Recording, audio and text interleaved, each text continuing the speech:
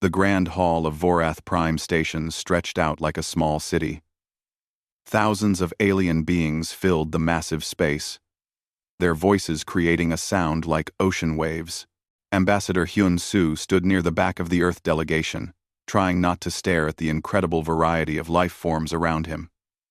Some aliens floated in containment fields. Others walked on 6 or 8 legs. A few glowed with their own light. This was humanity's first official gathering with the Galactic Council. After 30 years of careful talks and proving themselves trustworthy, humans had finally earned their place among the stars. Hyun-Soo felt the weight of this moment. Everything humanity had worked for came down to this ceremony. The council speaker, a being that looked like flowing water given shape, called for attention. The room fell silent. "We gather to welcome our newest members," the speaker announced. "The species known as humanity, from the planet Earth, shall now take their seat among us." Hyun-Soo began to walk forward with the other Earth representatives. Pride swelled in his chest. Then, everything changed. A massive figure stepped into the center of the hall. The creature stood nearly 3 meters tall, with 4 powerful arms extending from a body covered in natural armor plating. Its skin looked like polished black stone with veins of red running through it. 2 eyes, bright yellow and sharp with intelligence, fixed on the human delegation. "I object," the creature said. Its voice boomed through the hall, without any need for amplification. The council speaker turned. "War Champion Draxus, this is most irregular. The humans have completed all requirements for membership." Draxus stepped closer to where Hyun-Soo stood. The ambassador had to tilt his head back to meet those yellow eyes. He tried to control his racing heart. "Requirements mean nothing," Draxus said. "The Keltharine Empire has watched these humans. We have studied their history. They fight among themselves over trivial matters. They have no natural weapons, no armor, no enhanced strength. They are weak." Murmurs spread through the assembled aliens. Hyun-Soo felt his face grow hot. "We have passed every test the council requires," he said, keeping his voice steady. Draxus laughed. The sound was like rocks grinding together. "Tests of diplomacy and trade. But what of strength? What of honor in combat? The council was founded by warriors. It is maintained by those willing to fight for what they believe. Humans have no place here." The council speaker raised a limb for silence. "War Champion, your concerns are noted. However, the decision has been made. Unless you invoke, I invoke the right of challenge," Draxus declared. The entire hall erupted in shocked voices. Hyun-Soo looked at his fellow delegates, confused. He had studied council law for years but had never heard of this. The council speaker's form rippled with what might have been concern. "Are you certain, War Champion? Such challenges have not been issued in over a century." "I am certain," Draxus said firmly. "By ancient law, any member species may challenge another to single combat. If humanity wishes to sit among warriors, let them prove they are worthy. Let them send their greatest fighter to face me in the arena of proving." Hyun-Soo's blood ran cold. "This is barbaric," he said. "We are here to join a council of civilized species, not to participate in gladiatorial combat." Draxus turned his full attention to the ambassador. "Is that fear I hear, human? Perhaps we are correct about your weakness." "It is not fear," Hyun-Soo said, though his hands trembled. "It is common sense. Combat proves nothing except who is stronger." "Combat proves everything," Draxus countered. "It shows courage. It shows skill. It shows the will to fight for what you claim to value. If you refuse, then by council law, Earth must withdraw its application for membership. Furthermore, humanity will become a protectorate, a vassal state of the Keltharin Empire." The council speaker confirmed this with obvious reluctance. "The War Champion speaks true. The right of challenge is ancient law, predating even this council. If invoked and refused, The consequences are as he states. Hyun-soo felt the floor drop out from under him. Everything humanity had worked for. Destroyed in moments. How long do we have to respond? 1. Quote, 1. You have one standard day to accept or refuse, the speaker said. If you accept, you have 2 standard weeks to prepare your champion. The combat will take place here, in the arena of proving, with all council species as witnesses. Draxus crossed his forearms. Choose wisely, humans. Send your best. I have fought 47 challenges in my life. I have won every single one. 32 species have fallen to Keltharan champions over the centuries. You will be the 33rd. With that, the war champion turned and walked away, his heavy footsteps echoing through the silent hall. The rest of the ceremony was cancelled. Hyun-soo and the Earth delegation rushed back to their ship. Within minutes, they had opened an emergency quantum link to Earth's unified command. A challenge? General Kwan's face on the screen showed his shock. This was not in any of our scenarios. No, sir, Hyun-soo agreed. We had no warning. Draxus invoked an ancient law. If we refuse, we lose everything. For hours, the debate raged. Some argued they should refuse and withdraw from council membership. Others said they should accept but file formal protests. A few suggested sending an assassination team to kill Draxus before the challenge could proceed. Finally, General Kwan made the decision. We accept the challenge. We will send a fighter. Who? Hyun-soo asked. Sir, I have watched recordings of Draxus in previous battles. He is incredibly fast despite his size. His forearms allow him to attack from multiple angles simultaneously. His natural armor can withstand weapons fire. What human could possibly stand against that? We will not try to match his biology, General Kwan said. That would be foolish. We will use what makes humanity unique, our technology and our adaptability. You are sending someone in powered armor? Yes. The Prometheus-class armor. It is our most advanced combat system.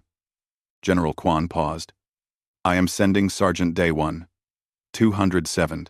Hyun-soo had never heard the name. Who is he? A mid-ranking soldier in the Terran Expeditionary Marines. He specializes in powered armor combat. More importantly, he has the highest adaptability scores in our entire military. He thinks on his feet. He does not give up. And he understands that winning is not about being the strongest. It is about being the smartest. The general's face filled the screen. Ambassador, I know this is not what you hoped for. But we cannot show weakness. If we withdraw now, humanity will never be taken seriously among the stars. We will always be seen as inferior. Hyun-soo nodded slowly. When will Sergeant Day 1 arrive? His ship is already on the way.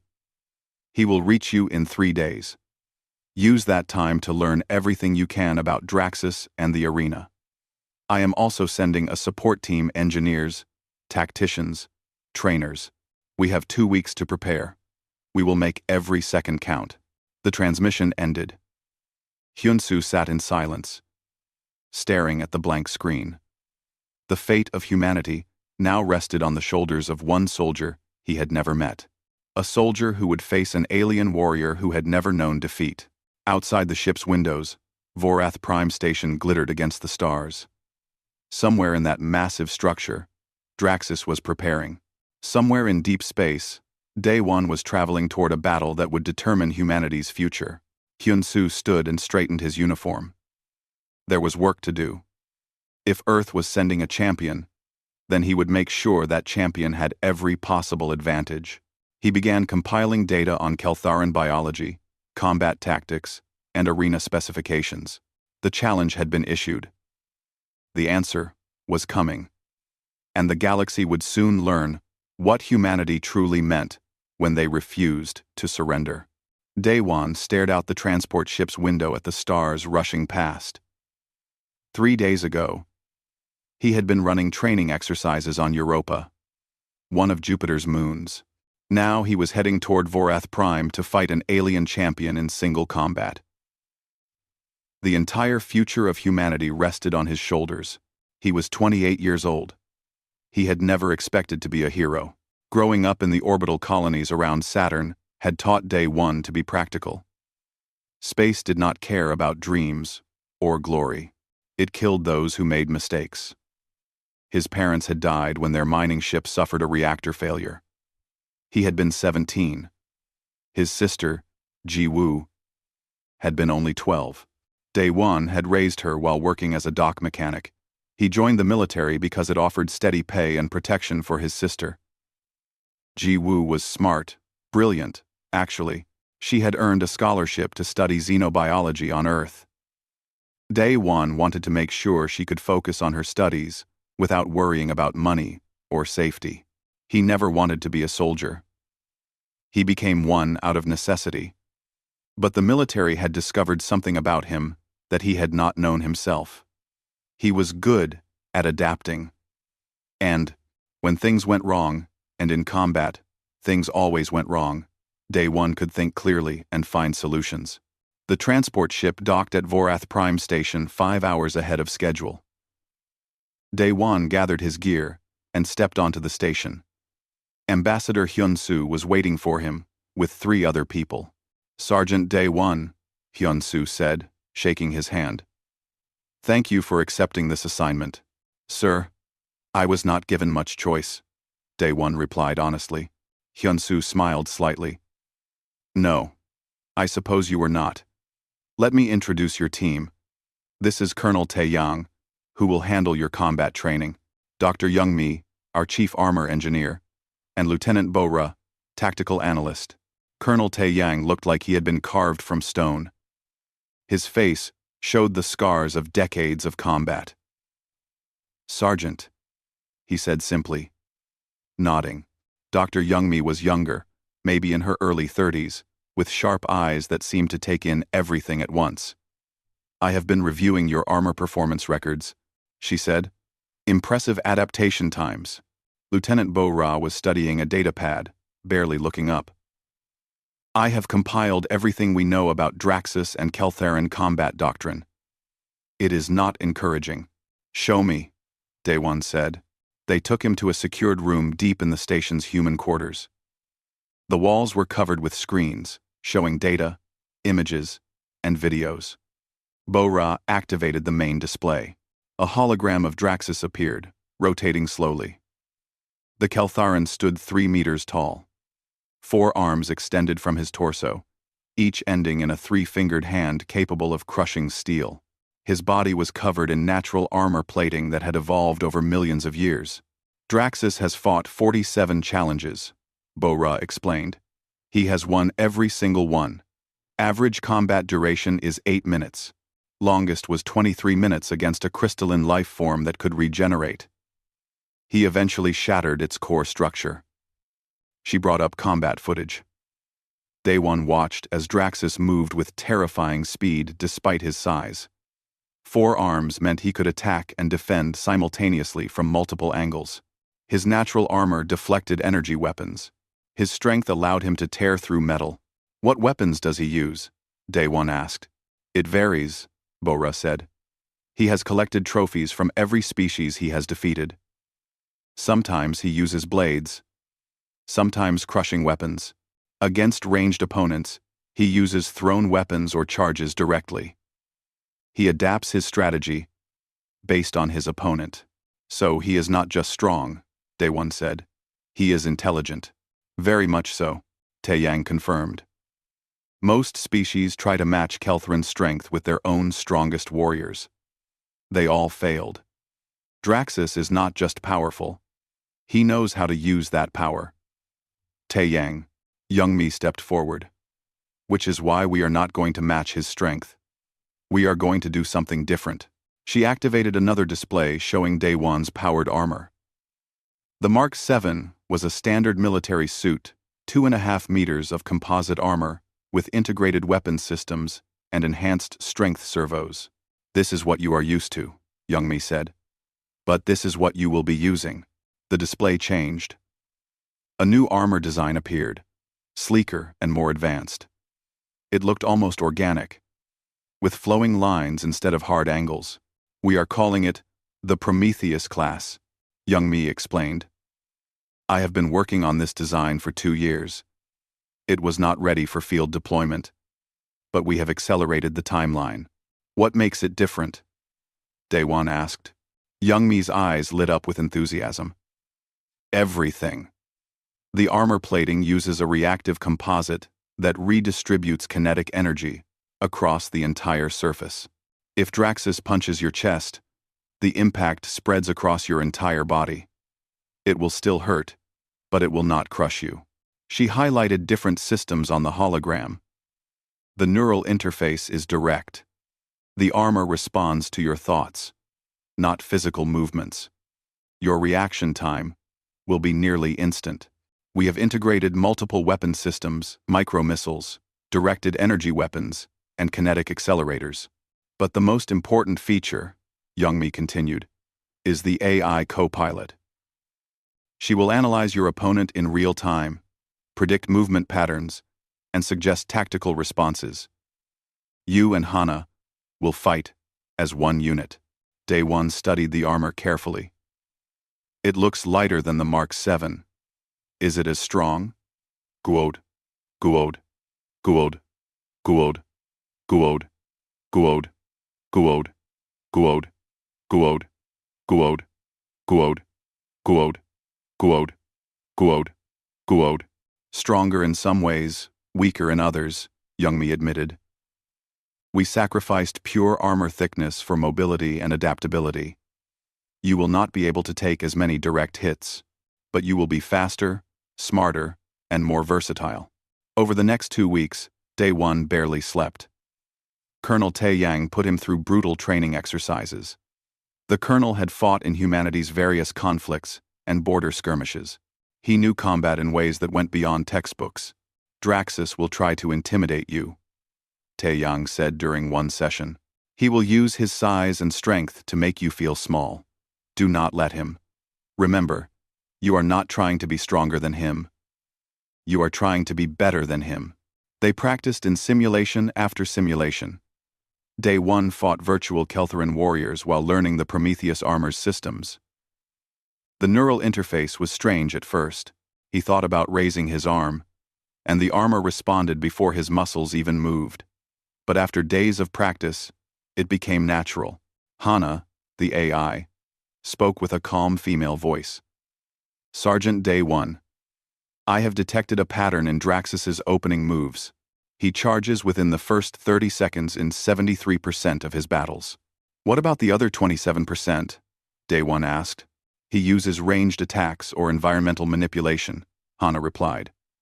I recommend we prepare for multiple opening scenarios. Bo-Ra fed them constant information about the arena of proving. The arena could change environments during combat, desert, jungle, Arctic, underwater, even zero gravity. Draxus would choose the initial environment. He will likely choose something that limits your mobility, Bo-Ra predicted. Keltheran evolved on a high-gravity world with rough terrain. They are comfortable in environments that slow other species down. Young Mi made constant adjustments to the armor based on training data. She fine-tuned the energy distribution, optimized the weapons targeting, and improved the shield generators. On the 10th day, Daewon received a video call. Ji-Woo's face appeared on his screen. She was in her lab on Earth, surrounded by specimen tanks and research equipment. Oppa, she said, using the Korean term for older brother. I heard what is happening. I am okay, Ji-Woo, Daewon said, trying to sound confident. You do not have to lie to me, she replied. I know you are scared. It is okay to be scared. Daewon felt his throat tighten. What if I fail? What if I let everyone down? Ji-Woo leaned closer to the camera. Do you remember when we were kids? And I asked you why humans survived Earth? We had no claws, no thick fur, no venom. We were not the fastest or strongest animals. You said we survived because we were smart, Daewon recalled. Exactly, Ji-Woo said. We made tools. We adapted. We worked together. That is humanity's strength. You do not need to be stronger than Draxus. You just need to be more human than he expects. After the call ended, Day One felt something shift inside him. He stopped trying to fight like a Keltherin. He started fighting like a human. The final days passed quickly. On the last night before the challenge, Tae-Yang found Day One in the training room. "Cannot sleep?" the colonel asked. "Too much on my mind," Day One admitted. Tae-Yang sat down beside him. "I have fought in 17 major battles. I have led soldiers into situations where survival seemed impossible." "What? Winning is not about being fearless. It is about fighting anyway. Draxus has won 47 times because he has never faced an opponent who refused to quit. Make him fight your war, not his. Make him adapt to you." The morning of the challenge arrived. Day One put on the Prometheus armor for the final time. Youngmi ran through system checks, while Bo-Ra reviewed tactical plans. Hyun-Soo wished him luck.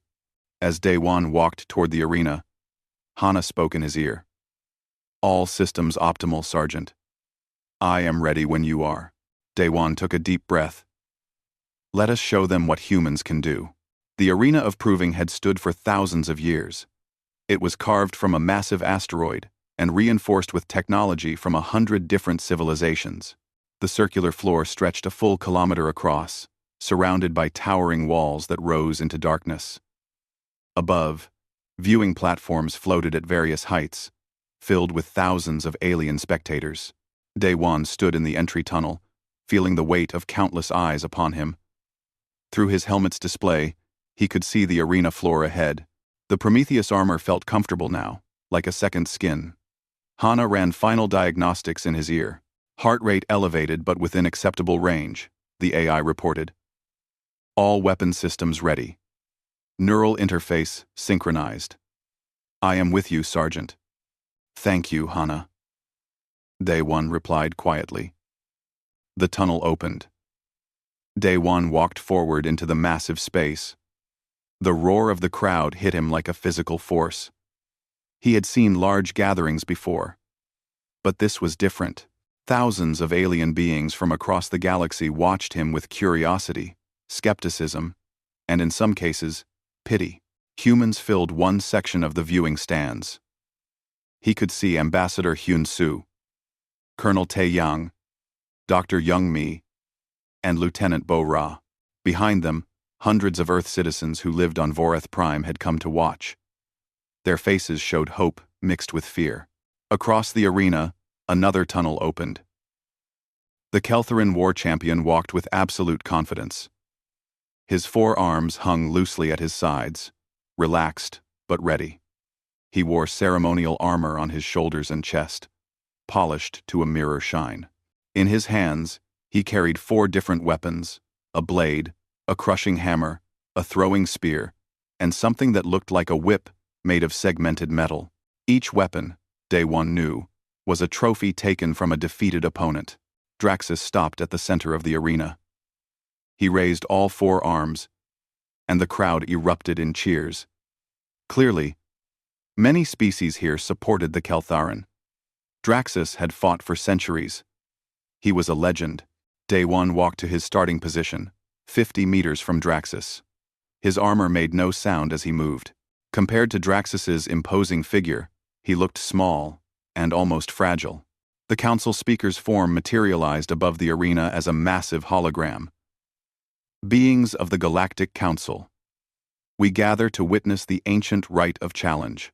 War champion Draxus of the Keltherin Empire has challenged the worthiness of humanity. Sergeant Day One of Earth has accepted this challenge. The speaker's voice echoed through the space. The rules are ancient and simple. Single combat until surrender or incapacitation. Any weapons or armor are permitted. The arena environment may shift during combat. The challenge ends when one combatant can no longer fight. Draxus slammed 2 of his fists together, creating a sound like thunder. "Human," he called out, his voice easily carrying across the distance. "You stand before a warrior who has never known defeat. Your armor is impressive, but it will not save you. I give you one final chance to surrender with honor. Day One activated his armor's external speakers. I am here to fight, not to surrender. Draxus laughed. Then you will fall, like all the others. Let us begin. The council speaker raised a limb. Combatants ready? The arena environment is selected by the challenger. The floor beneath them began to shift. Day One felt the ground become uneven. Rock formations thrust upward from the smooth surface. Heat washed over him as cracks appeared in the ground, glowing with molten rock. The arena had transformed into a volcanic wasteland. Terrain analysis complete, Hana said. High-temperature environment, unstable ground, limited mobility, visibility reduced by heat distortion. He is trying to slow me down, Day One observed. Correct assessment, Hana confirmed. Keltharan evolved in high-gravity, high-temperature environments. This terrain favors him significantly. The council speaker's voice rang out one final time. Begin. Draxus charged immediately. Despite his massive size, the Keltharan moved with shocking speed. His 4 legs, Day One had not realized, the lower arms could serve as legs carried him across the broken terrain like a hunting animal. He crossed 30 meters in seconds. Day One's instinct screamed to stand and fight. But training overrode instinct. He activated the armor's mobility thrusters and leaped sideways, using a rock formation for cover. Draxus's hammer smashed into the rock where Day One had been standing. The formation shattered into dust. He is fast, Day One said, moving again as the metal whip snapped past his helmet. Analyzing movement patterns, Hana reported. He leads with hammer strikes, follows with whip to limit escape routes. Blade and spear are secondary weapons. Day One kept moving, using the terrain for cover. He did not fire his weapons yet. He needed Hana to gather data first. The crowd's mood shifted. Some aliens began to murmur. Was the human afraid? Was he simply running? Draxus seemed to think so. Coward! He roared. Stand and fight! Not yet, Day One muttered. He dodged another charge, rolled under a spear throw, and used his thrusters to jump to a higher rock formation. Pattern analysis 60% complete, Hana informed him. Draxus favors his upper right arm for primary strikes. His lower left arm has a slight hesitation before attacks. Weakness detected. Old injury? Day One guessed. Probable. The joint shows minor degradation in movement efficiency. Day One filed that information away. He continued to evade, letting Draxus chase him across the volcanic terrain. The Keltharan's frustration was growing. He began to fight more aggressively, taking risks he had not taken at the start. Human, Draxus shouted. You dishonor yourself. Fight me. Pattern analysis 90% complete, Hana said. Ready for engagement when you are. Day One found a stable position on a ridge overlooking a lava flow. He turned to face Draxus directly, for the first time since the battle began. You want me to fight? Day One called out. Fine. Let us fight. He raised his right arm, and the armor's micro-missile launcher activated. 6 small missiles streaked toward Draxus. The Keltharan's eyes widened in surprise. He raised his weapons to deflect them, using his hammer and blade to knock missiles out of the air. 2 missiles got through, exploding against his ceremonial armor. When the smoke cleared, Draxus was unharmed. His natural armor had protected him, but his ceremonial plates were damaged, and he looked genuinely surprised. First blood to humanity, someone in the crowd shouted. Draxus's expression changed. The arrogance faded, replaced by focus. So you have teeth after all. Human. Good. This will be more interesting. He charged again, but this time with more caution. He used his weapons defensively while closing distance. Day One fired his directed energy weapon, but Draxus deflected the beam with his polished blade, scattering the energy harmlessly. He learns fast, Day One noted. Affirmative. Adjusting. Tactical recommendations. Anyone. The battle intensified. Day One stopped running and started engaging. He used the terrain actively, triggering rock slides to slow Draxus, using lava flows to limit approach vectors, and employing his weapons in coordinated patterns. Draxus countered everything. When Day One tried to use range, Draxus threw his spear with devastating accuracy, forcing Day One to dodge. When Day One tried close combat, Draxus's 4 arms gave him overwhelming advantage. They fought across the volcanic wasteland.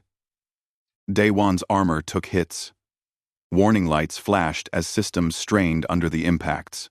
But the reactive armor did its job, spreading damage across the entire suit, instead of allowing catastrophic failures.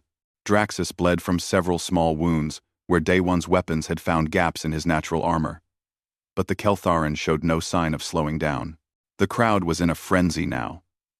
This was not the quick domination they had expected. The human was actually fighting back. Day One saw an opening. Draxus wound up for a massive hammer strike, committing all his strength to the attack. It was the same pattern Hana had identified. Earlier, the lower left arm hesitated slightly before supporting the movement. Day One waited until the last possible moment, then activated his thrusters at maximum power. He did not dodge away. He dodged toward Draxus, going under the hammer strike and inside the Keltharan's reach. At point-blank range, he fired his kinetic accelerator directly at Draxus's lower left arm joint. The impact was devastating. The arm did not break, but Draxus roared in pain and stumbled backward. For the first time in the battle, the Keltharan was off balance. Day One pressed the advantage. He targeted the same arm again, hitting it twice more before Draxus could recover. The arm hung limply now, damaged and useless. The arena fell silent. No one had injured Draxus like this in decades. The Keltharan looked at his damaged arm, then at Day One. His yellow eyes burned with something that might have been respect. "You fight well, human," Draxus said. "Better than I expected. But this battle is far from over." He tossed aside 2 of his weapons, the ones that required his damaged arm. With his remaining 3 arms, he picked up his blade and hammer. "Now," Draxus said. "Now we truly fight." He came at Day One with renewed fury, and the human realized something frightening. Draxus had been holding back. The real battle was just beginning. Draxus moved differently now. With 1 arm damaged and 2 weapons discarded, he should have been weaker. Instead, he seemed more dangerous.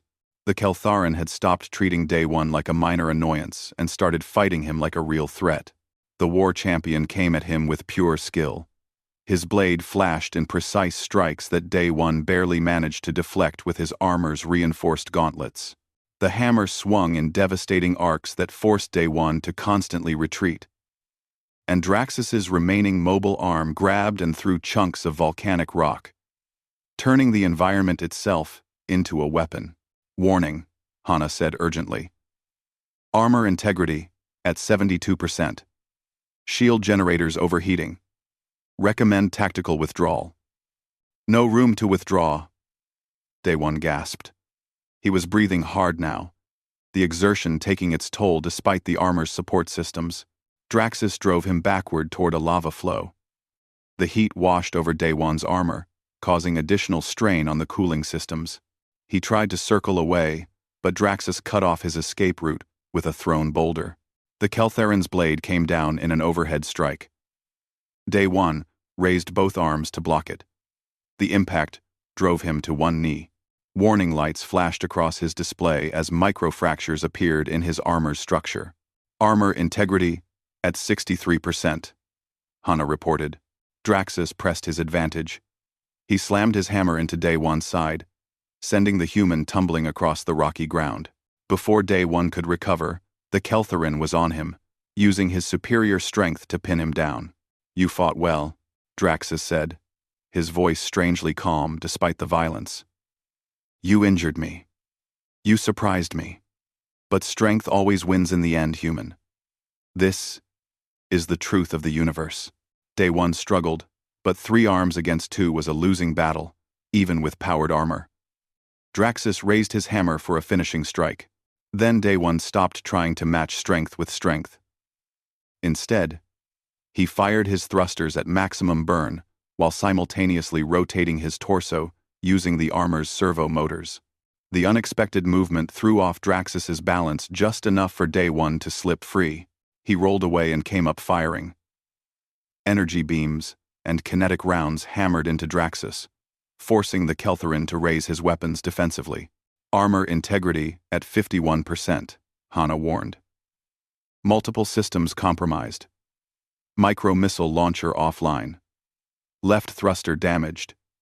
Shield generators critical. Day One's mind raced. He was losing. The armor was failing. Draxus was still strong, still fast, still deadly. Everything humanity had put into this fight was not enough. He thought about Jiwoo back on Earth, watching this. He thought about the thousands of humans in the stands who had believed in him. He thought about Ambassador Hyun-soo and the team that had worked so hard to prepare him. Then he thought about Colonel Tae-yang's final words. Make him fight your war, not his. Day One had been fighting Draxus's war. He had been trying to win through damage, through clever tactics, through superior technology. What if he fought a different war? Hana, Day One said quietly. Sergeant, that will leave you defenseless, the AI protested. No, Day One said. It will change the rules. Do it. The transformation happened in seconds. His weapons went dark, but his shield strengthened, and his mobility increased. The armor felt lighter, more responsive. Draxus charged again. This time, Day One did not try to hurt him. He simply evaded, not running away like before, but moving with purpose. Each dodge was calculated. Each movement had meaning. The Keltherin's blade struck Day One's shield. Instead of blocking, the shield absorbed and redirected the energy, sending Draxus slightly off balance. The hammer came down, and Day One moved just enough to avoid it while staying close. What are you doing? Draxus demanded, confused by the change in tactics. Day One did not answer. He kept moving, kept evading, kept forcing Draxus to expend energy on attacks that accomplished nothing. Minutes passed. Then more minutes. The crowd watched in confusion. The human was not fighting anymore. He was just surviving. Draxus began to breathe harder. His attacks became slightly less precise. The Keltherin was tiring. I am beginning to understand your strategy, Hana said. You are turning this into an endurance contest. Exactly, Day One confirmed. Draxus has fought 47 challenges. Every single one ended in less than 30 minutes because he overwhelms opponents quickly. But what happens when someone refuses to break? He continued his strategy. Every attack Draxus made was evaded or absorbed by shields. Day One gave no openings, no opportunities. He forced the Keltherin to work for every inch of ground. The volcanic terrain began to shift again. The arena's systems started cycling through different environments. The ground became ice. Draxus adapted instantly. But Day One noticed the Keltherin's breathing was labored now. You cannot win by running forever, Draxus said, his voice strained. I am not running, Day One replied. I am fighting. Just not the way you expected. More time passed. The ice environment changed to a dense jungle. Then, to a desert. Each time, Day One adapted, using his armor's sensors and Hana's predictions. Each time, Draxus had to chase him, attack him, spend energy trying to break through defenses that kept regenerating. 40 minutes into the battle, Draxus was visibly exhausted. His movements were slower. His damaged arm hung completely useless now. Sweat, or whatever fluid, Keltherin sweated, dripped from his armored body. Day One was tired too, but his armor did most of the physical work. His job was to think, to react, to survive. This is not honorable combat, someone in the crowd shouted. Ambassador Hyun-soo stood up in the viewing platform. Honor is not the same across all species, The human fights with the strength's evolution gave him adaptability and endurance. Draxus stopped chasing. He stood in the center of the arena, breathing hard, staring at Day One with those yellow eyes. "I understand now," the Keltherin said. "You are not trying to beat me. You are trying to outlast me." "Yes," Day One confirmed. He opened his helmet's faceplate, so Draxus could see his human face. "You challenged us because you thought we were weak. You thought strength was the only thing that mattered. But humans survived Earth not by being the strongest predator. We survived by refusing to give up, by adapting, by enduring." Draxus nodded slowly. "And if I refuse to give up? If I endure as well? Then we keep fighting," Day One said simply. "Until one of us cannot continue. I will not surrender. Will you?" For a long moment, the arena was silent. Two warriors faced each other across the sand, one massive and powerful, one small and fragile by comparison. But both equally determined. Draxus raised his weapons one final time. "Then let us finish this, human. You have earned that much." He charged with everything he had left. It was not the calculated attack of a master warrior. It was the desperate assault of someone pushed beyond their limits. Day One saw it coming. Hana predicted every move. He could have dodged easily. Instead, he stood his ground. "Sergeant, what are you doing?" Hana asked urgently. "Winning," Day One said. He redirected all his remaining power into one system, the kinetic barrier generator. It was an experimental piece of technology, barely tested. Young Mi had included it as a last resort. Draxus's final attack hit the barrier with the force of a meteor strike. The energy discharge lit up the entire arena. Alien spectators shielded their eyes from the brilliant flash. When the light faded, both warriors were down. Draxus lay on his back, unconscious. The kinetic feedback from his own attack, redirected by Day One's barrier, had stunned his nervous system. Day One knelt on one knee, his armor smoking and barely functional. Every system was offline except life support. But he was conscious. He was alive. Slowly, painfully, Day One stood up. The crowd erupted in chaos, cheers, protests, shock, celebration. The council speaker materialized above the arena. "The challenge is complete," the speaker announced. "War champion Draxus has been defeated. Sergeant Day One of Earth is victorious." Day One looked down at Draxus's unconscious form. Then he looked up at the thousands of alien faces staring at him in disbelief. He had done it. Against all odds, humanity had proven themselves. But as medical teams rushed onto the arena floor, Day One knew the real test was only beginning. Winning was one thing. What came after would determine humanity's true place among the stars. The medical bay on Vorath Prime Station was filled with alien technology that Day One did not understand. Devices hummed and beeped around him, while automated systems repaired the damage to his body. Nothing was broken, but he was covered in bruises, and his muscles ached in ways he had never experienced before. Dr. Youngmi sat beside his bed, reviewing data on a tablet. "Your armor saved your life," she said without looking up. "The kinetic barrier trick burned out half the systems, but it worked. Barely. Barely is enough," Day One replied, his voice hoarse. The door opened, and Ambassador Hyunsu entered, followed by Colonel Taeyang and Lieutenant Bo Ra. All three wore expressions of relief, mixed with exhaustion. "How are you feeling?" Hyunsu asked. "Like I fought an alien champion in single combat," Day One said, attempting a smile. Taeyang actually laughed. "You did more than fight him. You beat him. Do you know what that means? Humanity keeps its council seat?" "Much more than that," Hyunsu said. He activated a holographic display showing news feeds from across the galaxy. Dozens of alien news networks were covering the battle. The images showed Daewon standing over the unconscious Draxus, his armor smoking but his stance defiant. "You have become a symbol," Hyunsu explained. "For centuries, the Keltharin have dominated through military might.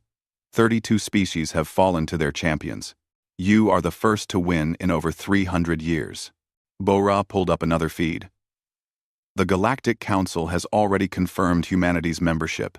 But more importantly, 17 different species have reached out, requesting trade agreements, technology exchanges, and military alliances. They see us differently now, Youngmi added. Not as weak newcomers, but as potential equals. Day One felt the weight of that statement. He had fought to save humanity's place in the galaxy. He had not expected to change how the galaxy saw humanity. What about Draxus? He asked. Is he alive? He is recovering in another section of the medical bay, Hyun-Soo said. The kinetic feedback knocked him unconscious. But Keltharan physiology is remarkably durable. He will make a full recovery. I want to see him. The others exchanged glances. Are you sure? Taeyang asked. The Keltharan delegation has been making formal protests. They claim your tactics were dishonorable. Which is why I need to see him, Daewon insisted. They helped him out of bed and into a wheelchair. They made their way through the station's corridors, past groups of aliens who stopped to stare at Daewon. Some looked at him with respect, others with suspicion or fear. Draxus's room was larger than Daewon's, designed to accommodate his massive frame. The Keltharin sat on a reinforced bed, his damaged arm wrapped in healing technology. Several other Keltharin stood around him, likely military officials or advisors. When Daewon entered, the room fell silent. The Keltharin officials looked angry.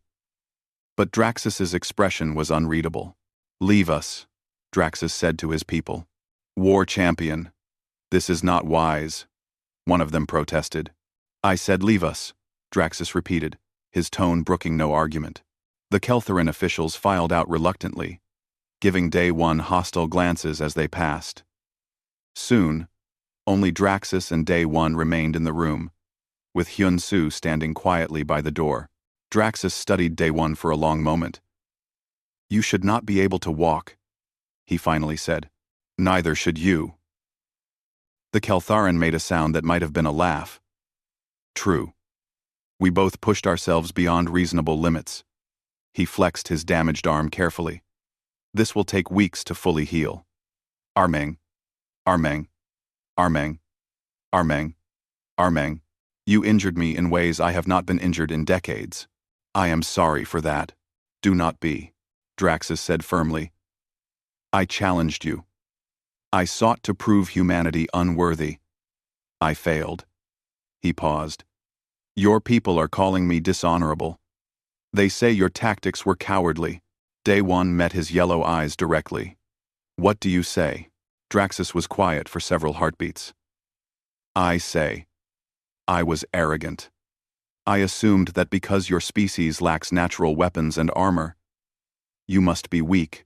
I assumed that combat was only about physical strength. You proved me wrong. The Keltharin stood, his full height impressive even in his injured state. In Keltharin culture, we value strength above all else. But I am beginning to understand that strength takes many forms. Your endurance is strength. Your adaptability is strength. Your refusal to surrender is strength. He extended one of his good arms toward Daewon. You fought with honor, Sergeant Daewon of Earth. You earned your victory fairly.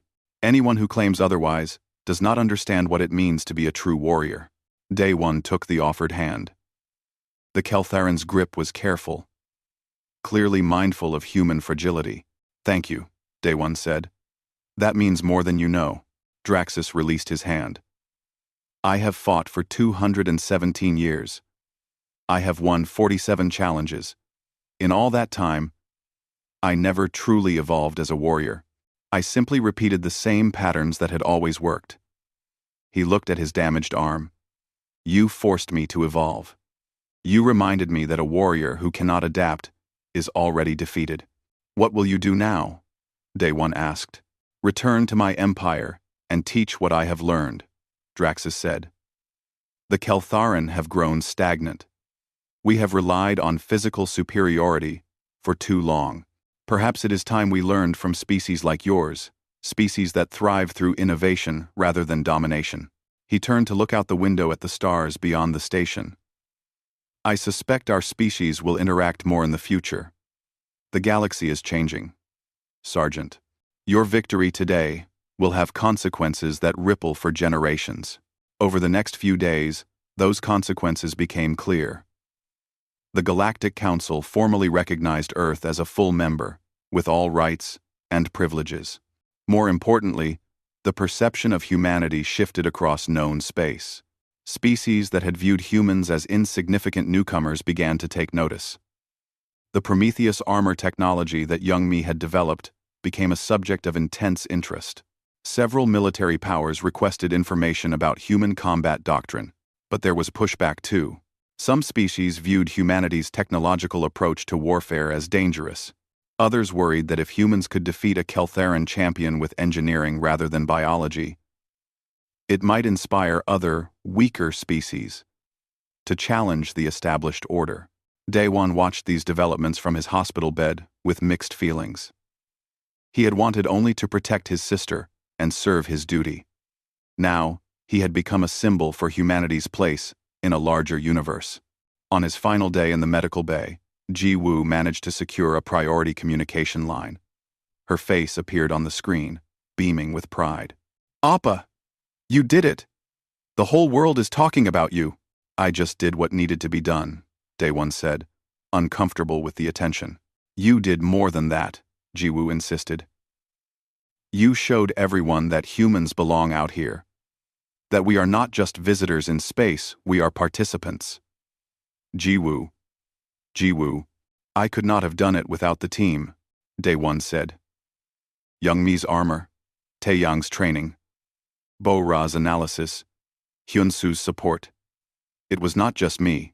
"That is very human of you to say," Ji-woo replied. "We succeed together. That is another lesson the galaxy needs to learn." After the call ended, Colonel Taeyang came to escort Daewon to the transport ship. "Earth Command wants you back home," the colonel explained. "There will be debriefings, probably some ceremonies and medals. Are you ready for that?" Not really," Daewon admitted. "I am a soldier, not a politician or celebrity." "You are a soldier who changed the course of human history," Taeyang said. "Whether you wanted that responsibility or not, you have it now." They walked through the station together. Aliens stopped to watch them pass. Some nodded in respect. Others turned away. Humanity had made an impact. But not everyone welcomed it. At the docking bay, Ambassador Hyun-soo waited with the rest of the team. "Just Daewon is fine," he replied. Young-mi handed him a small device. "This contains all the data from your battle. Every system reading, every tactical decision, every moment. Earth Command wants to study it. But I thought you should have a copy. What you did out there, it is going to change how we design armor and train soldiers. Use it well," Daewon said. "Make sure the next person who has to do this has better tools than I did." Bo-ra stepped forward. "I have been analyzing galactic responses to your victory. The political landscape is shifting. Some species see humanity as potential allies. Others see us as threats. We are no longer invisible. Is that good or bad?" Daewon asked. "Both," Hyun-soo answered. "We wanted recognition. We have it now. What we do with it will determine our future." Daewon boarded the transport ship. Through the window, he watched Vorath Prime Station recede into the distance. Somewhere on that station, Draxus was recovering and planning his return to the Keltheran Empire. Somewhere on Earth, people were celebrating humanity's victory, but Daewon thought about the future. His fight with Draxus was over, but humanity's journey among the stars was just beginning. They had proven they could stand with other species as equals. Now they had to prove they could build something lasting. The ship jumped to faster-than-light travel, and the stars stretched into lines of light. Daewon closed his eyes and allowed himself to rest. He had done his part. Whatever came next, humanity would face it together. Back on Vorath Prime, in the council chambers, Ambassador Hyun-soo addressed the assembled species. "We came to you seeking membership. We wanted a place at the table.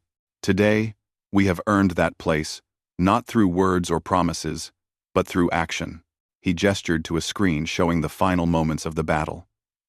"Some of you question our methods. Some say we relied too much on technology, not enough on natural strength. But that is exactly what makes humanity unique. We are not the strongest species. We are not the fastest or most durable. What we are is adaptable. What we are is persistent. What we are is creative." The council chamber listened in silence. "The galaxy is vast and filled with wonders. Humanity is honored to explore it alongside you.